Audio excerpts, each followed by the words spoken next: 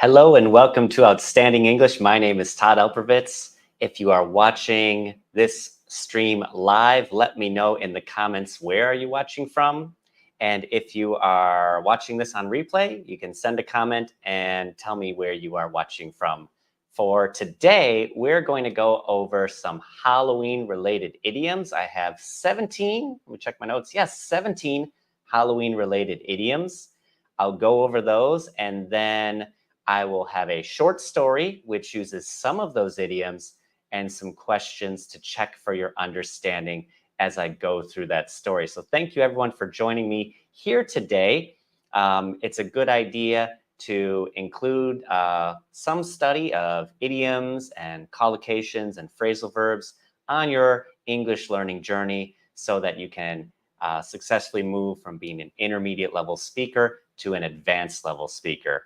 So I'm going to get us started with our first one here today, and that is catch hell.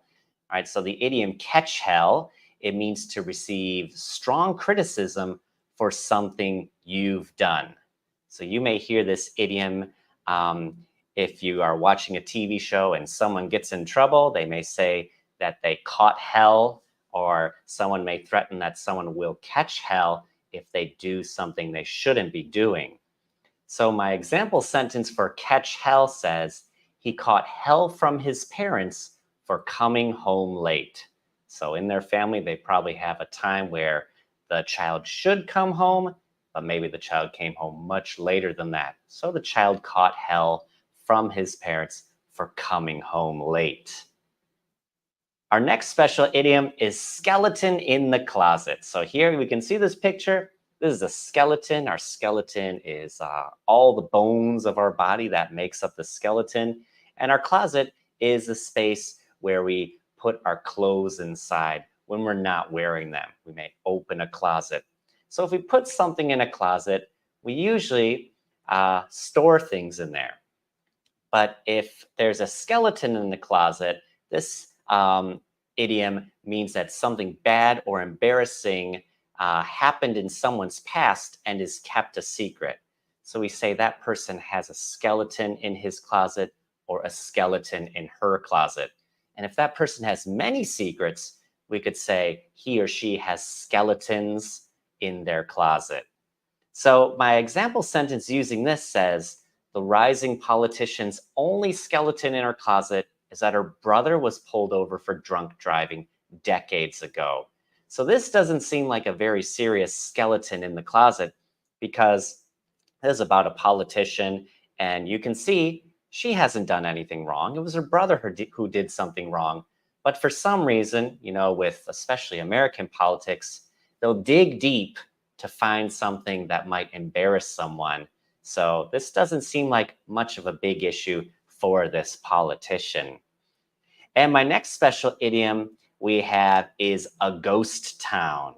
So a ghost town is a town that used to have many people living or working in it, but now has a very few or none. So there are a few ghost towns that maybe there used to be a factory and the factory closed, and then suddenly a lot of people moved out of that town. Or perhaps there was maybe a gold mine and that mine ran out of gold, so suddenly people moved out in a hurry. And so my example for a ghost town is Bodie, California turned into a ghost town after all the gold was mined. I believe Bodie, California is in the Sierra Nevada mountains, and a lot of people moved there when gold was discovered, but pretty soon the gold ran out and people left in a hurry. Now you can go visit there during the summer. During the winter, the roads are closed due to snow, and it's just a bunch of abandoned buildings. My next special idiom here is a scaredy-cat. And a scaredy-cat is said to someone who is afraid to do something or to someone who is generally timid or cowardly. So this is usually a taunt used by children. So when children taunt each other, they make fun of each other. So maybe someone is scared to do something or is too nervous to do something, that child's peers might call him or her a scaredy cat. So my example here says he won't ride roller coasters because he's a scaredy cat. Okay, so maybe everyone else is going on the roller coaster, but that one friend will not step on the roller coaster. They're too scared. So maybe his or her friends call him or her a scaredy cat. It makes them feel bad. And my next idiom is to be scared stiff. And this is simply means to be very afraid. And it's usually followed by of. So someone might say they're scared stiff of something. And my example for this says, I'm scared stiff of flying. So you can see the picture here. Someone is very nervous because they don't like flying. They are scared of flying. All right, and yeah, also feel free to include your own example sentences in the comments. I see a couple coming up, and I'll bring those up in just a moment. Thanks for including those. And my next idiom here says, all hell breaks loose. And this describes a chaotic or disastrous situation that has erupted, often subtly and with great intensity. We say all hell breaks loose. If we're talking about something in the past, we'll say all hell broke loose. And this example sentence says, as soon as the referee made that controversial call, all hell broke loose on the soccer field. So perhaps players and fans disagreed with the referee's call, and maybe there were fights on the soccer field or among the fans watching the game. All hell broke loose during the soccer game. And my next special idiom is a night owl. And a night owl is someone who stays up very late at night or until the early hours of the morning. We call that person night owl because owls are what we call nocturnal animals. Nocturnal animals are animals that are active during the night instead of active during the day. So this says, I stay up late and don't want to disturb others, so I'm looking for a roommate who's also a night owl. So this person wants to share maybe an apartment. They don't want to share with someone who's active during the day because this person is a night owl. They don't want to disturb their roommate. So they're looking for someone with a similar schedule. Two night owls. Hoo, hoo, hoo, hoo. My next one here is the graveyard shift. So a graveyard is another word for a cemetery. All right, you can see in this picture what a graveyard is.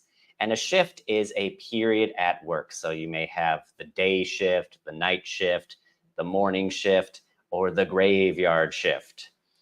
And it says the graveyard shift is a work shift that begins late at night and continues into the early morning. So maybe they go to work at maybe 10 or 11 p.m. and they get out of work maybe 5 or 6 a.m. That's the graveyard shift. And this sentence says, it took about 3 weeks for my body to get used to working the graveyard shift at the supermarket. So some supermarkets are open 24 hours a day and they have workers there all the time. And some supermarkets are closed at night and they have people working the graveyard shift to maybe restock the shelves or to unload trucks. And this one, it says, over my dead body.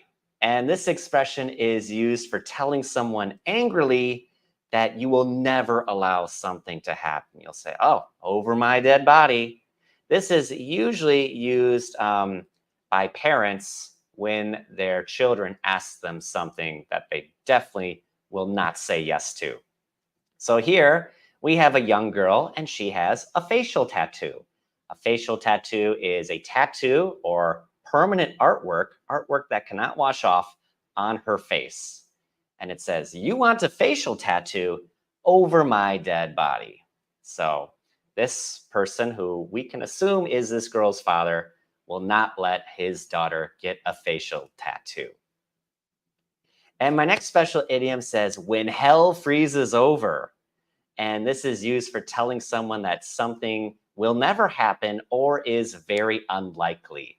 So we usually see or read about hell as a place people go in the afterlife if they've done lots of bad things in their lives. And it's very hot usually in those depictions, lots of fire. And so if it were to freeze over, that would be a big deal, right? So we use when hell freezes over to say when something will never happen or is very unlikely to happen. So this example says, she told me she would go on a date with me when hell freezes over. So for some reason, this girl does not want to date this person. So she's telling him, I won't go on a date with you. I'm sorry, I'll go on a date with you when hell freezes over, which basically means never. So sorry, so sorry. And my next one says, in cold blood, in cold blood. So in cold blood means to do something, usually kill or murder, in a way that seems especially cruel because it was done without emotion. So we call someone who murders somebody and does so in a cruel way a cold-blooded killer. And this is the idiom in cold blood, to do something in cold blood. And this sentence says, he killed the hostages in cold blood. So hostages are like when someone wants to take money from the bank. They walk into the bank with a weapon and they say, put the money in the bag. And then, uh-oh, the police come.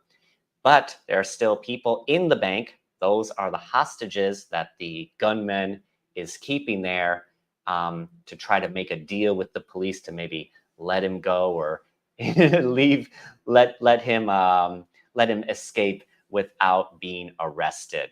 All right, so this sentence, he killed the hostages in cold blood. And my next one, this is as white as a ghost, and we can use it with the verbs turn or be, which would be was, were, or am, is, are. And we can also use with go, so go or went, as white as a ghost. So turn as white as a ghost, is as white as a ghost, are as white as a ghost, was as white as a ghost, were as white as a ghost, go as white as a ghost, or went as white as a ghost. So this means to turn very pale as the result of fear. Imagine seeing something so scary, your face goes pale, which means all the color just leaves your face. You turn white, something very, very frightening. And this says the applicant went as white as a ghost when he found out the person interviewing him was someone he used to bully as a child. Womp womp.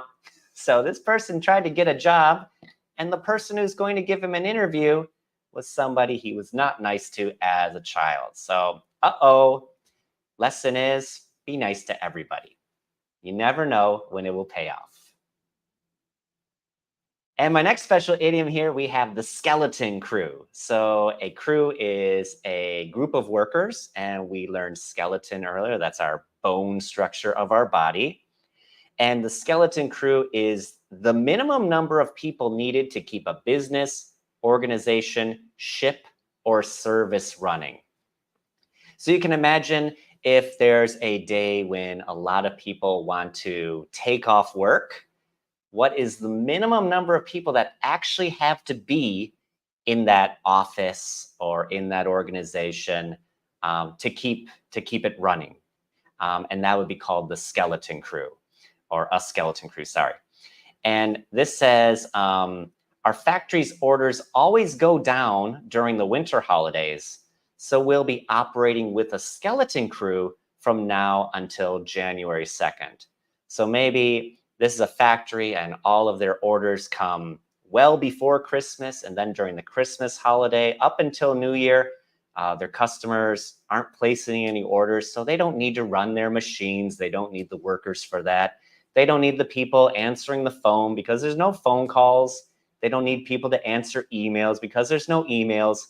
So they run a skeleton crew, which may be just one person in the office, one person maybe doing maintenance around the factory or with the machines. So that's the skeleton crew, the minimum number of workers needed to run the organization or the ship or the factory. And this is to scare the daylights out of someone. We can also say to scare the living daylights out of someone. And this means to frighten someone severely. So we got this picture of this person being chased by these three monsters. Oh dear, oh dear. And my example using to scare the living daylights out of someone says, that movie we watched yesterday scared the living daylights out of me. I couldn't sleep at all last night. If you've ever watched a movie and it scared the living daylights out of you, tell me the name of the movie in the chat. I've seen a few movies that scared the living daylights out of me growing up. And the next one over here, it says to make one's blood boil. So to make my blood boil, to make her blood boil, to make our blood boil. And this means to make someone extremely angry, to make someone extremely angry. You make their blood boil. That person also may say, my blood's boiling as the result of something making them so angry. And this sentence says, when I read stories about adults harming children in the newspaper, it makes my blood boil. So reading stories about an adult doing something that they shouldn't do to a child, hurting a child in some way, makes them so angry that their blood boils. All right, so very good. If anything makes your blood boil, let me know in the chat what that is. And my next special one here is to dig one's own grave. And this is to behave in a way that will cause one to lose or fail. We'll say you're digging your own grave. And my example for this says you're digging your own grave by sneaking out of work early every day. So maybe you feel good sneaking out of work, but sooner or later you're going to get caught and then you're going to be fired. And that won't be so happy. Then you won't be so happy. So you're digging your own grave by sneaking out of work early every day. You shouldn't do that. And my next one here, it says hell to pay. And we usually use it with the phrase there will be hell to pay. And this is used to talk about a situation in which someone will face severe consequences, punishment, or trouble for their actions or decisions. We say there'll be hell to pay. And this sentence here says, when the kids accidentally broke the neighbor's window, they knew there would be hell to pay. Oh, no, don't do that. Don't break the window. So before I get into this story here, I want to share some of these comments that came through, some great example sentences here. And it says, this one right here from Incidents, it says, due to the earthquake, it became a ghost town. Yeah, another reason a place might become a ghost town is because of some terrible natural disaster, which causes people to move away, maybe because they don't feel safe there anymore. Excellent one there. And this one, some students are scared stiff of their teachers. None of my students are scared stiff of me. None of my students are scared stiff of me. They're very respectful, but they're not scared stiff of me. Certainly not, certainly not. I'm too cheerful during class for them to be scared stiff of me. And this says the 20th century is a generation of night owls. Oh, this is a good one. This is a good one. So a lot of jobs these days, you know, there may be the graveyard shift, or you might be in a call center and taking calls or from people in a different time zone, and then you have to be a night owl to work that kind of job. And I don't like the graveyard shift. Well, you know, some people they're fine with it, and some people they aren't. Sometimes for some jobs you get a slightly higher pay for it, but I don't know if it's worth it. I really don't know if it's worth it. Call center jobs are like the graveyard shift. Yes, if you are taking calls from a time zone opposite yours, it would definitely be a graveyard shift there. And you can go there over my dead body. Yeah, you can go there over my dead body. So someplace someone should not be going or is not allowed to go. And down over here, oh, this one, yeah, they killed their enemies in cold blood. All right, you may hear that when people talking about something terrible that happens. And down here we have, I am as white as a ghost when seeing a dog. Yeah, some people are really frightened of dogs. I turn as white as a ghost when I see a mouse or a rat. I am very scared of them. And the kids, all right, after watching horror movies, the kids became as white as a ghost. Okay, yeah, very good, very good. Kids shouldn't be watching horror movies. They're way too scary. And down here, I got you're digging your own grave to think to deceive me. Oh yeah, you're digging your own grave to think that you can deceive me or to deceive me. Very good, very good. Excellent work, because you found out can't be deceived and they're going to be in big trouble. So over here we have our kind of mini story called The Abandoned House. Keep your ears open for some of these idioms I'm going to use from today. I think I have 5 or 6 in this story, and then I'll have some questions at the end. So this is called The Abandoned House. It's about 3 friends, Sarah, Mike, and Emily. And the story begins. One gloomy October afternoon, 3 friends, Sarah, Mike, and Emily, stumbled upon an old abandoned house at the edge of town.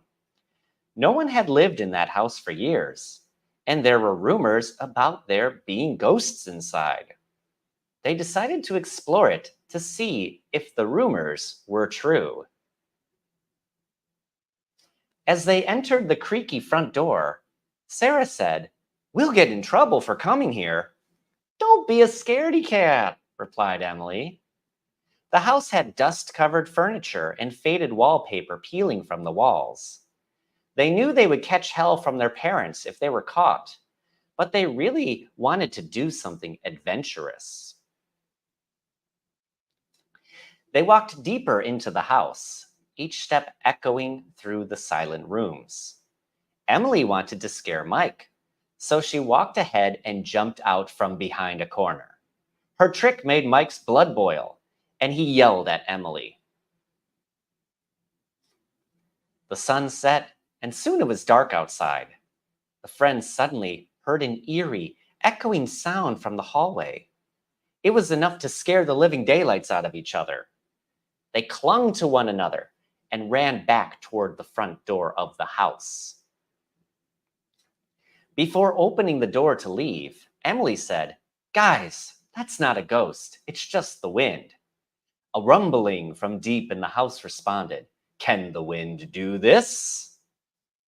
The dust-covered furniture began dragging across the floor as though it were being pushed. The 3 friends went as white as a goat. The 3 friends went as white as ghosts as they tried to open the door, but it was stuck.